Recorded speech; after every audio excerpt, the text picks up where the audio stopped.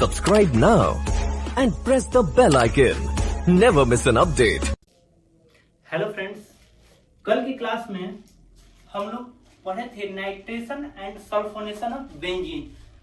आज की क्लास में हम लोग हैलोजिनेशन रिएक्शंस के बारे में पढ़ेंगे। अच्छा, कुछ लोगों का एक कमेंट आया है, बोले तो एक डाउट आया है कि सल्फोनेशन प्रोसेस में इलेक्ट्रोफाइल को लेकर कि इलेक्ट्रोफाइल SO3 होगा या HSO3 होगा, प्लस ये HSO3 होगा या SO3 होगा। ये डाउट नहीं रहना चाहिए। इलेक्ट्रोफाइल दोनों होता है, इलेक्ट्रोफाइल दोनों होगा। क्यों?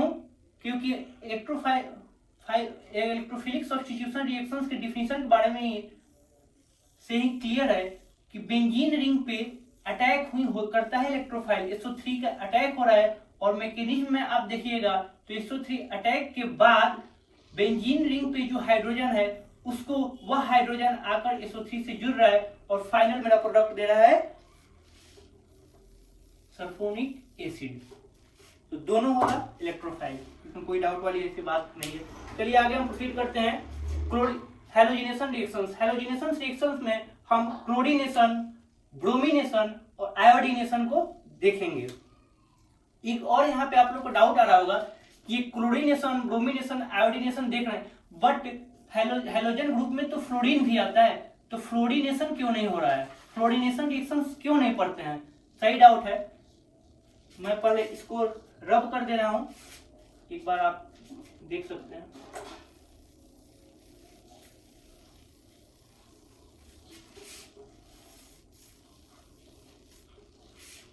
बिल्कुल सही डाउट है। हम फ्लोरीनेशन ऑफ बेंजीन क्यों नहीं पढ़ते हैं, यानी कि इलेक्ट्रोफिलिक सब्स्टिट्यूशन रिएक्शंस में हम फ्लोरीनेशन क्यों नहीं पढ़ते? फ्लोरीन का रिएक्शन क्यों? इसलिए नहीं क्योंकि फ्लोरीन जो है वो हाईली रिएक्टिव होता है, हाईली रिएक्टिव होता है, जो कि बेंजीन का बॉन्ड को तोड़ देता है फाइनली। इसलिए हम फ्लोरीनेशन ऑफ बेंजीन नहीं पढ़ते हैं, क्योंकि वह एडिशन रिएक्शंस देता है, वह सब्स्टिट्यूशन न होकर एडिशन रिएक्शंस का प्रोडक्ट देता है, इसलिए वह एडिशन रिएक्शंस हो जाता है, ना कि सब्स्टिट्यूशन रिएक्शंस। तो ये इसलिए कंफ्यूज नहीं होता है कि होना है कि हम फ्लोरीनेशन क्यों नहीं पढ़ते हैं। चलिए आगे बढ़ते हैं क्लोरीनेशन पे। यहाँ पे वर्ड से ही क्लियर है, क्लोरीनेशन यानी कि क्लोरीन, मेरा इलेक्ट्रोफाइल यहाँ पे क्लोरीन होगा। अब मैं पिछले लेक्चर में बता दिया था कि कैसे लिखना है, रिएक्शन से आपके सामने है, मैकेनिज्म कैसे लिखना है। मैकेनिज्म मैं ये भी डिस्कस किया था कि 2 नंबर, 5 नंबर या 10 नंबर में कितना कंटेंट हम देंगे। इसके लिए आप नाइट्रेशन वाला लेक्चर मेरा अटेंड करें, वहां से आपको समझ में आ जाएगा। अब 3 स्टेप में इस प्रोसेस को लिखते हैं। मैं पिछली बार बताया था कोई स्टेप याद नहीं रखना है, हमें भी याद नहीं है, मैं भी भूल गया। देखिए, बट इतना मुझे याद है कि इलेक्ट्रोफिलिक सब्स्टिट्यूशन रिएक्शंस की इनिशिएशन शुरुआत होती है इलेक्ट्रोफाइल के अटैक से, इतना मेरे माइंड में है। तो जब रिएक्शंस की शुरुआत ही यहां से हो रही है तो फिर मैकेनिज्म की भी तो शुरुआत यहीं से होगी। तो अब मैकेनिज्म की शुरुआत यहीं से होगी, तो हम स्टार्ट करते हैं। तो जब इलेक्ट्रोफाइल का अटैक होने से पहले स्टेप 1, इलेक्ट्रोफाइल का फॉर्मेशन तो होना जरूरी है। तो सबसे पहले होगा फॉर्मेशन ऑफ इलेक्ट्रोफाइल।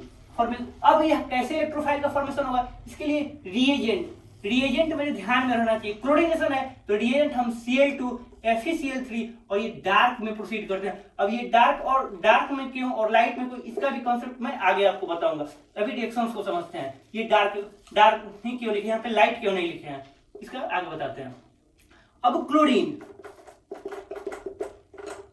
क्लोरीन है प्लस FeCl3। अब FeCl3 क्लोरीन के लोन पेयर को अपने तरफ धीरे धीरे अट्रैक्ट करेगा। तो फाइनली FeCl3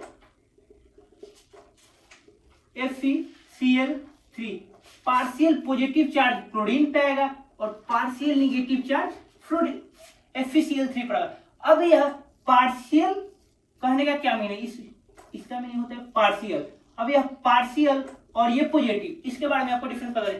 पार्शियल जब इलेक्ट्रॉन का खिंचाव हो, यानी कि FeCl3 धीरे धीरे इलेक्ट्रॉन को अपनी तरफ अट्रैक्ट कर रहा है, ये पोलराइजेशन में देखते हैं, अपनी तरफ अट्रैक्ट कर रहा है, तो यहाँ पे धीरे धीरे चार्ज डेवलप होना शुरू हो रहा है, तो वो पार्शियल चार्ज अभी पार्शियल चार्ज डेवलप हुआ। क्यों? क्योंकि अभी अट्रैक्शन शुरू हुआ है। फाइनली अब ये प्लस चार्ज का मतलब मीनिंग होता है कि फाइनली डोनेट कर देना, तो यहाँ पे पार्शियल चार्ज डेवलप हुआ है। अब नेक्स्ट रिएक्शंस में ये होगा कि धीरे धीरे यह क्लोरीन जो है, नेक्स्ट में देखते हैं, अभी यहाँ पे ये फॉर्मेशन ऑफ इलेक्ट्रोफाइल का फॉर्मेशन हो रहा है, यानी कि यह Cl plus FeCl4 minus, finally यह टूट जाएगा और Cl प्लस, अब टूटेगा तो यहाँ पे इस पे प्लस क्यों आएगा, या इस पे इसे अट्रैक्शन दिया तो यही प्लस हुआ, तो ये जाकर उधर जुड़ जाता है, तो इस पे सॉरी हाँ सही है, तो यह Cl जाकर FeCl4 का फॉर्मेशन किया। अब चूंकि इस बॉन्ड का ब्रेकिंग हुआ, तो इस बॉन्ड में 2 इलेक्ट्रॉन्स है, यह क्लोरीन अपने इलेक्ट्रॉन्स को दे दिया है जब इस क्लोरीन को, तो यह क्लोरीन जाते जाते इसके इलेक्ट्रॉन को भी लेकर चली गई, तो जब ये दे दी तो ये प्लस और यह ले लिए निगेटिव चार्ज। तो यहाँ पे मेरा ये formation of electrophile step 1 complete है। सेकंड में क्या होगा, सेकंड में स्टेप जो सेकंड होगा वहां पे अटैकिंग ऑफ इलेक्ट्रोफाइल होगा, अटैकिंग ऑफ इलेक्ट्रोफाइल फॉर्मेशन हो गया। अब अटैक किस पे अटैक होगा, बेंजीन पे अटैक होगा, तो हाइड्रोजन है प्लस, यहाँ पे Cl प्लस का अटैक होगा। हम इलेक्ट्रॉन डिस्प्लेसमेंट थ्योरी से हमें पता है यहाँ पे इलेक्ट्रॉन क्लाउड बढ़ेगा तो यह धीरे धीरे अट्रैक्ट होना शुरू होगा, तो यहाँ पे फॉर्मेशन मेरा होगा प्लस चार्ज डेवलप होगा, हाइड्रोजन और यह क्लोरीन एटम जुड़ेगा। तो ये मेरा सेकंड स्टेप था जो कि अटैकिंग ऑफ इलेक्ट्रोफाइल था।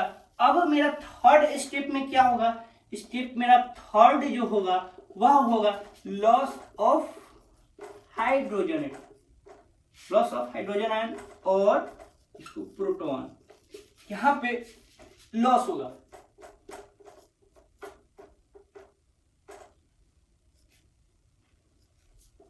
प्लस चार्ज है, H है और यहाँ पे क्लोरीन है, तो यह हाइड्रोजन एटम जो कार्बन से बॉन्डेड है तो अपनी तरफ ये अट्रैक्ट करेगा। क्यों अट्रैक्ट करेगा ये डिटेल में डिस्कस किया हुआ हूँ नाइट्रेशन की क्लास में। यहाँ पे इसकी इलेक्ट्रोनेगेटिव इस कार्बन की ज्यादा है, इसकी कम है, तो इसका अट्रैक्शन होगा। तो फाइनली मेरा जो प्रोडक्ट बनेगा वह बनेगा, आप इस क्लास को समझने के लिए आप नाइट्रेशन क्लास को जरूर देखें, वहां पूरी तरह क्रिस्टल क्लियर बहुत अच्छे तरह से मैं एक मैकेनिज्म स्टेप वाइज समझाया हूं। यह बॉन्ड टूटा तो क्यों टूटा, जुड़ा तो क्यों जुड़ा। चलिए अब यहाँ पे यह क्लोरीन मेरा ऐड हो चुका है और फाइनली यह जो हाइड्रोजन एटम्स है वह HCl प्लस FeCl3, यह कैटलिस्ट शुरू में भी था FeCl, बाद में भी FeCl है, ये कैटलिस्ट जैसा वर्क करता है। अब यहाँ पे क्लोरीनेशन मेरा कंप्लीट है, चलते हैं ब्रोमिनेशन में। ब्रोमिनेशन में जाने से पहले एक चीज और मैं डिस्कस करना चाहता हूँ, ये डार्क और लाइट का कॉन्सेप्ट क्या है। यहाँ पे मैं लिख दिया हूँ, आप लोग देख सकते हैं, बट समझने के लिए जो Cl2 अगर एक्सेस अमाउंट में हम ले रहे हैं FeCl3 के साथ और डार्क रिएक्शंस, यानी कि डार्क में हम उस रिएक्शंस को प्रोसीड कर रहे हैं तो वह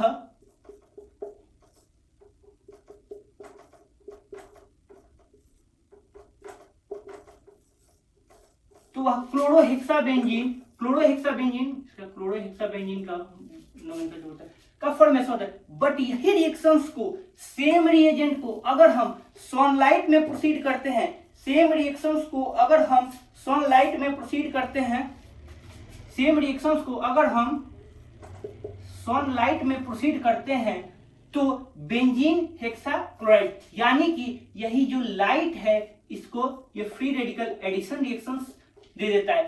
सेम केस फ्लोरीन में था, फ्लोरीन है वह क्लोरीन से हाईली रिएक्टिव है जो कि डार्क में एडिशन रिएक्शंस दे देता था।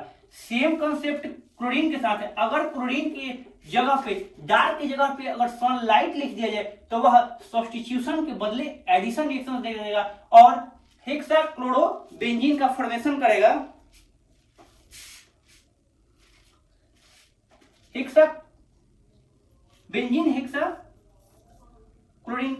बेंजीन हेक्साक्लोराइड का फॉर्मेशन करेगा।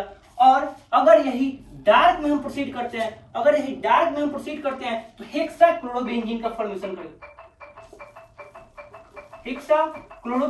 फॉर्मेशन करेगा। यही सेम रिएक्शंस। तो अब हम चलते हैं, यहां पे मेरा क्लोरीनेशन कॉन्सेप्ट क्लियर हुआ। अब चलते हैं ब्रोमीनेशन। ब्रोमीनेशन वर्ड से ही क्लियर है कि यह ब्रोमीन के प्रेजेंस में होगा। इसको मैं डिटेल नहीं बताऊंगा क्योंकि अभी क्लोरीनेशन को मैं डिटेल डिस्कस किया हूं। बस क्लोरीन की जगह पे हम ब्रोमीन ले लेंगे, मैकेनिज्म सेम होगा, मैकेनिज्म सेम होगा। अब यह डार्क में भी ब्रोमोबेंजीन देगा और डार्क में ब्रोमोबेंजीन देगा। अब यहां पे FeCl3 लें या Fe लें, कोई फर्क नहीं पड़ता है ब्रोमिनेशन रिएक्शंस में। अब मैं यहाँ पे लिख दिया हूं कि मैकेनिज्म सेम एज क्लोरीनेशन। इसमें करना क्या, यहाँ पे क्लोरीन लिए थे, क्लोरीन की जगह पे हम ब्रोमीन ले लेंगे और सेम रिएक्शंस प्रोसीड कर देंगे, कोई तीर मारने वाली बात नहीं है। वैसे ही आयोडीनेशन प्रोसेस में, आयोडीन हम ले लेंगे, बट यहाँ पे रिएजेंट HNO3 हो जाता है, ये चेंज हो जाता है। इसको डिटेल में हमें नहीं पढ़ना है, बट ये एक पॉइंट में बता दिया हूं। अब यह प्रोसेस जो होगा वो आयोडोबेंजीन का मेरा रिएक्शन दे देगा, इलेक्ट्रोफाइल आयोडीन आकर जुड़ जाएगा। यहाँ पे एक बात आप ध्यान दें, मैं बार बार फोकस कर रहा हूं, यहाँ पे आप देख सकते हैं एरो, रिवर्सिबल रिएक्शंस का एरो है, यानी कि यह जो रिएक्शंस होती है वह रिवर्सिबल रिएक्शंस होती है। मेरे हिसाब से अगर ये हैलोजिनेशंस में कुछ नहीं है, ये क्लियर होना चाहिए। अब अच्छे तरीके से समझने के लिए आप नाइट्रेशन का लेक्चर जरूर अटेंड करें, उसके बाद हैलोजिनेशन रिएक्शन दे। नेक्स्ट क्लास में हम प्रोसीड करेंगे फ्रीडर क्राफ्ट रिएक्शंस के बारे में। आज की क्लास में यही हम खत्म करते हैं। Thank you.